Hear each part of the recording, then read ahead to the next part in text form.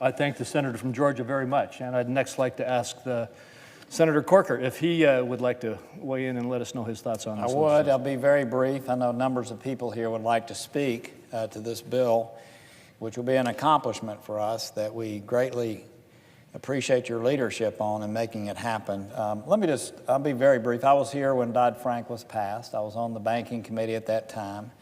I didn't support it, and the reason I didn't support it is for the many reasons, many things that we're doing today to correct it. Whenever regulation passes, it begins at the targeted group, which was the larger institutions in our country which failed.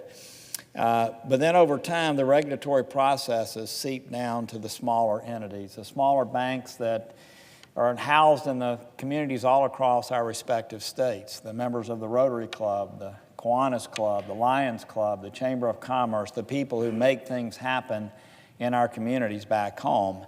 And so we've ended up in a situation now where our community banks and credit unions that serve our communities, that cause economic growth to occur, now have these large back office operations that are spread over a smaller asset base, which has made them non-competitive and has made it very difficult for them to do the jobs that we all cherish that they do back home, which has helped to grow those economies. And so this bill is focused on them. I see Senator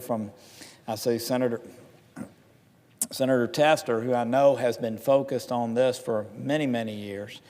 But what we're doing here is giving relief to those institutions. And it's about time. We've had enough time to see what needs to happen. This was done in a bipartisan way, which I'm thankful of. And Senator Crapo, through the President, I would just like to thank you for your leadership here in working with people on both sides of the aisle to create a responsible bill that's not an overreach. Some of the provisions of Dodd-Frank we all know are good.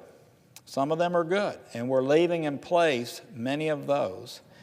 But at the same time, what we're doing is taking a very constructive step to make sure that these smaller institutions, which represent a very small amount of the assets in our nation, but have such outsized impact on the communities that they are in, or have the ability to, again, to flourish and do the things that are necessary for our economies back home to grow. So I thank you. I'm proud to be a part of this and a co-sponsor. I thank you for letting us be a part of it. And I hope that collectively we will ensure this is a very successful effort. Thank you.